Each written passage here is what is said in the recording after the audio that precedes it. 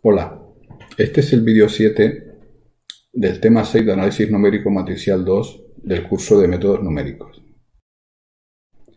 En este vídeo vamos a ver algunos conceptos teóricos sobre las distancias y normas de puntos en dimensión n, base ortonormal de vectores, producto escalar y los conceptos de autovalores y autovectores.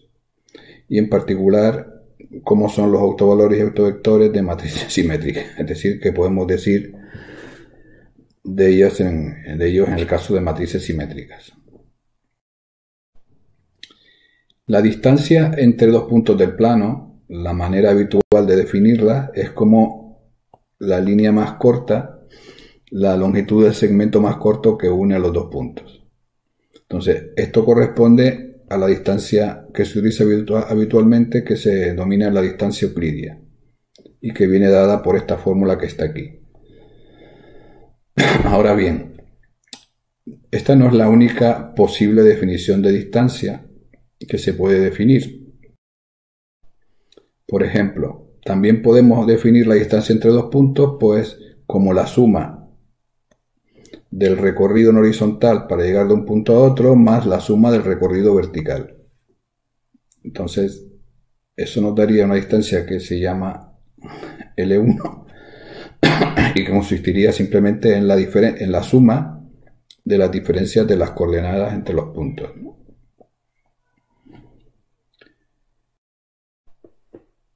Pero además de eso, pues podemos definir otro tipo de distancia, por ejemplo, la distancia del máximo, que se denomina distancia del infinito, donde lo que calculamos o decimos que la distancia es simplemente el máximo de la diferencia en valor absoluto de las dos coordenadas. En este caso, por ejemplo, el máximo sería pues la longitud de ese trozo que está aquí, puesto que en este caso particular la distancia horizontal es la mayor.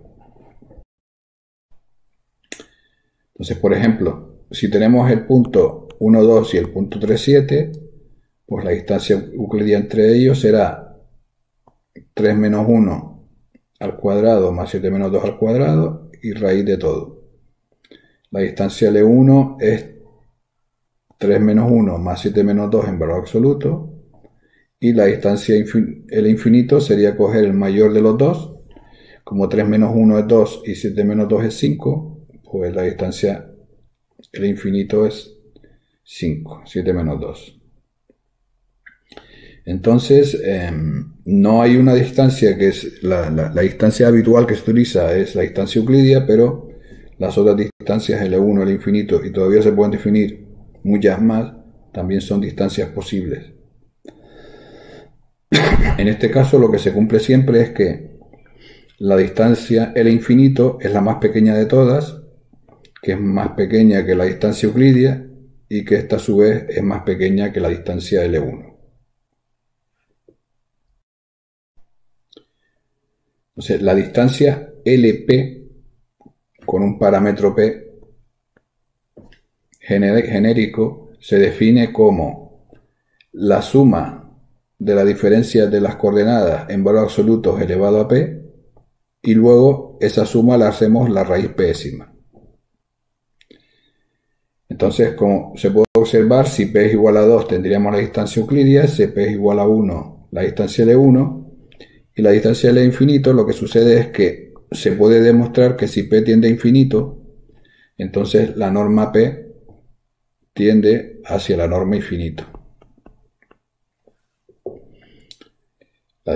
Bien, entonces asociado al concepto de distancia está subyacente el concepto de norma, que viene a definir lo que sería el tamaño de un vector, y ese tamaño de un vector pues depende también de el tipo de distancia que se use. Entonces la norma P se define como la suma de los valores absolutos de las coordenadas elevado a P, y todo eso pues la raíz pésima. Entonces las normas tienen ciertas propiedades matemáticas que son las que las definen como posibles normas, ¿no? Entonces esas propiedades son que la norma es igual a 0 si solo si el x es igual a 0. Es decir, que no puede haber el único elemento para el cual la norma es 0 es que si el vector es 0, que cuando multiplicamos un vector por un escalar lambda y calculamos la norma, el lambda sale fuera de la norma en valor absoluto, y lo que se denomina la desigualdad triangular, que es esta última relación, que nos indica que la norma de x más y es menor o igual que la norma de x más la norma de y. Por ejemplo, para hacernos una idea de la diferencia entre utilizar diferentes tipos de distancias o normas, pues tenemos que, si calculamos el lugar geométrico de los puntos que cumplen que la norma euclidia, que la norma 2 es menor o igual que 1, pues ese lugar geométrico lo que nos da es el círculo de radio 1. Pero si nosotros calculamos el lugar geométrico de los puntos donde la norma 2, norma 1 es menor o igual que 1, pues eso no nos da un círculo, sino el conjunto de puntos que cumplen eso va a ser este rombo que está aquí. Si calculamos el lugar geométrico de los puntos cuya norma es menor o igual que 1, la norma infinito, que esta sería la norma infinito, aquí hay un error, pues lo que nos sale es que el máximo de las dos coordenadas tendría que ser menor o igual que 1, y eso lo que nos sale es este cuadrado que está aquí. Entonces esto nos da una idea de geométricamente qué significa que una norma de un vector sea menor o igual que 1.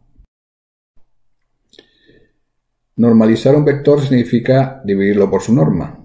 Entonces todo un vector x, cuando lo dividimos por su norma, encontramos un vector normalizado que va a tener de norma 1. Lo que sucede es que la normalización de un vector depende de la norma que usemos. Por ejemplo, si tomamos como ejemplo el vector 1, 2, menos 3, entonces normalizarlo, pues si lo normalizamos respecto a la norma 2, calcularíamos la norma 2 de ese vector, que sería 1 al cuadrado más 2 al cuadrado más 3 al cuadrado, que es 14, y la raíz cuadrada de eso. Entonces lo que haríamos sería dividir todas las componentes del vector por raíz de 14. Si lo normalizamos respecto a la norma 1, lo que haríamos sería sumar en valor absoluto las componentes, que sería 1 más 2 más 3, que sería 6, y dividimos todas las componentes del vector por 6. Y por último, si normalizamos respecto a la norma infinito es coger el máximo, que en este caso sería 3, en valor absoluto, y dividir por 3. Entonces fíjense que cuando normalizamos con la norma infinito, todos los números que nos van a salir van a ser menores o iguales que 1, y de hecho uno de ellos va a ser 1 o menos 1, que será cuando dividamos por el máximo. Entonces, a efectos de trabajar numéricamente el ordenador, pues la norma del máximo es la más fácil de gestionar, porque es solamente coger el máximo del conjunto del número, no hay que hacer operaciones ni de sumas ni raíces cuadradas. El producto escalar de dos vectores se define simplemente como la suma del producto coordenada a coordenada de las componentes del vector. Por ejemplo, si tenemos el vector 1, 2, 3 y 9, 8, menos 5, pues el producto escalar será 1 por 9 más 2 por 8 más 3 por menos 5, que en este caso pues sale 10. Una propiedad importante del producto escalar es que la norma 2, que es la raíz de las componentes al cuadrado del vector, se puede expresar como la raíz del producto escalar de x por sí mismo.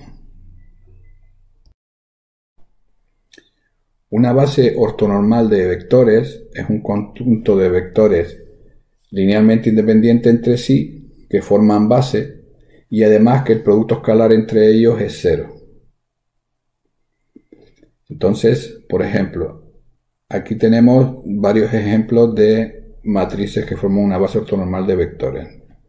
Entonces, por ejemplo, tenemos estos tres vectores, que es la base canónica. ¿Y por qué son ortonormales? Porque tienen norma 1 y porque al multiplicarlos entre sí, escalarmente dan 0 entre sí, y cuando se multiplican por ellos mismos da 1, ¿no? O sea, aquí normalmente se utiliza la norma euclidia a la hora de normalizar, ¿no? Y de entender que el producto escalar por sí mismo es 1, ¿no? Entonces, por ejemplo, estos tres vectores también son una base ortonormal, porque si calculamos la norma de cada uno de ellos vale 1, por ejemplo, la norma de este sería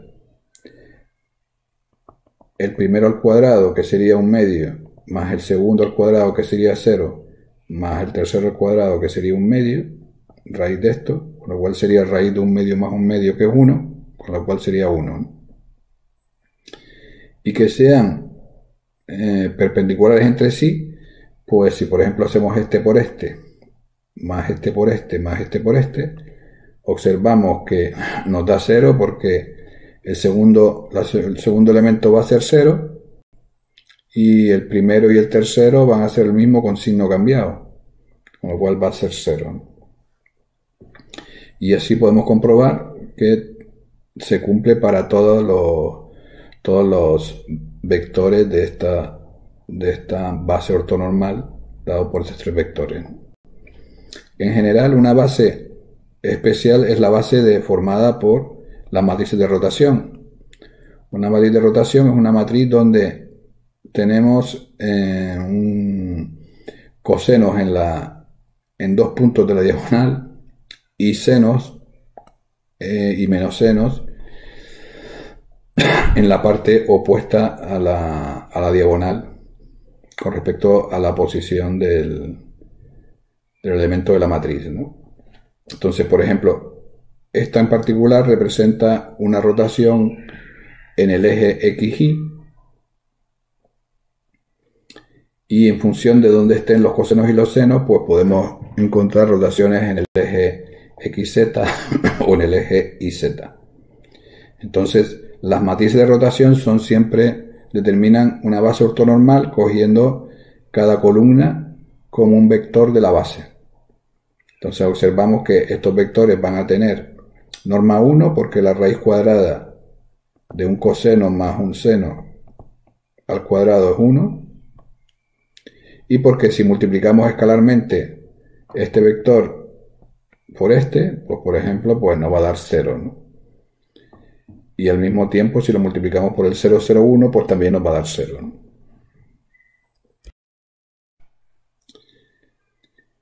El concepto de autovalor y autovector de una matriz viene dado a través de esta ecuación. Entonces, X es un autovector de la matriz si A por X es igual a un número, que es el autovalor por X. Entonces, es equivalente que se cumpla que A por X es igual a lambda X, despejando el lambda, a que A menos lambda por la identidad por X sea igual a 0. Pero para que este sistema tenga soluciones distintas a X igual a 0, puesto que X igual a 0 siempre va a ser una solución, pues tiene que cumplirse que el determinante de A menos lambda I por la identidad sea 0. Y eso determina lo que se llama el polinomio característico, que es un polinomio lambda, que viene dado por el determinante de A menos lambda I. Entonces, igualando a 0 este determinante y calculando los posibles valores de lambda, nos daría los autovalores de la matriz A. Por ejemplo, si consideramos esta matriz, para calcular sus autovalores, pues restamos lambda en la diagonal y calculamos el determinante asociado. Entonces, si calculamos el determinante asociado y calculamos los ceros de esa matriz de este polinomio, pues obtenemos un primer autovalor 0, un segundo autovalor 2 y un tercer autovalor 2. Es decir, que el autovalor 2 está repetido. Entonces, esos serían los autovalores. Para calcularlos, lo que hay que hacer es ir recorriendo autovalor a autovalor, hacer la operación a menos lambda i por x igual a 0 y de ahí pues ver qué x conseguimos, ¿no? Entonces, para lambda 1 igual a 0, pues lo que tenemos que hacer es estudiar las soluciones de esto. Entonces, observamos que las dos primeras ecuaciones son la misma, con lo cual eso nos da lugar a una única ecuación que sería x1 igual a menos x2. Y la tercera lo que nos dice es que 2 por x3 es 0, o sea que x3 es 0. O sea que cualquier vector de la forma menos x2, x2 y 0 sería un posible autovector asociado a ese autovalor. Entonces, por ejemplo, aquí lo que se ha hecho es tomar x2 igual a menos 1 partido raíz de 2 y eso nos da un autovalor normalizado. Para los otros autovalores, que son 2, lo que hacemos es restarle 2 a la diagonal. Y entonces nos queda menos 1 y 0. Y entonces nos queda que esta ecuación y esta realmente son la misma. Con lo cual nos queda que x1 es igual a x2. Y el x3 sale 0 por x3 igual a 0, o sea que el x3 es libre. Con lo cual aquí tenemos 2 grados de libertad para elegir. Y lo que hacemos es, pues por ejemplo, para encontrar autovectores concretos asociados al autovalor 2, pues tomamos este que está aquí, que corresponde a tomar x3 igual a 0 y x1 igual a 1 partido raíz de 2, y este que está aquí, que corresponde a tomar x3 igual a 1 y x1 igual a 0. Entonces fíjense además que aquí entonces los tres autovectores que hemos encontrado serían este, que sería el autovector que corresponde al lambda igual a 0, y luego para lambda igual a 2 obtenemos este que sería 1 de lambda igual a 2 y este que sería otro también de lambda igual a 2. Entonces fíjense que de hecho esto nos da una base ortonormal de autovectores. Es decir, que los autovectores, porque si los multiplicamos escalarmente, fácilmente vemos que son 0 el producto escalar y su norma vale 1 para cada uno de ellos. Entonces, esto no es una casualidad, como veremos, porque la matriz original es simétrica y lo que sucede es que las matrices simétricas siempre tienen una base.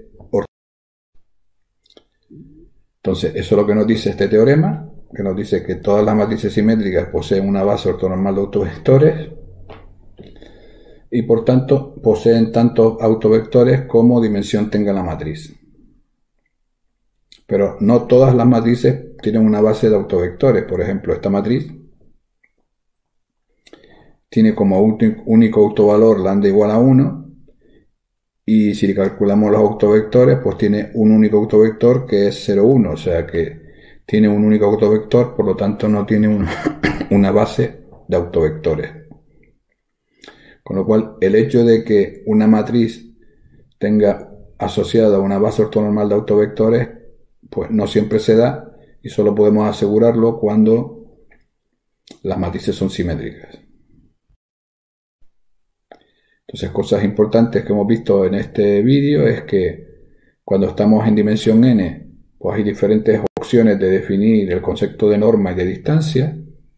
Entonces, la norma 1 corresponde a sumar las coordenadas del vector y la distancia es la norma de la diferencia entre los dos vectores, que la norma 2 la norma euclidia, que es la que habitualmente se utiliza, que es la raíz cuadrada de la suma de las componentes al cuadrado, que la norma infinito lo que hace es calcular el máximo en valor absoluto de las componentes. Entonces, la norma euclidia, que es la norma 2, es la más utilizada y además cumple que es igual a la raíz cuadrada del producto escalar. Que una base ortonormal de autovectores son n vectores linealmente independientes que son de norma 1 y cuyo producto escalar entre ellos es 0, por ejemplo este que está aquí. Entonces esos tres vectores forman una base ortonormal porque su producto escalar entre ellos es 0 y la norma de cada uno es 1. Hemos visto el concepto de autovalores y autovectores de una matriz. Entonces el concepto de autovector y autovalor es x es autovector si existe un número lambda tal que a por x es igual a lambda x.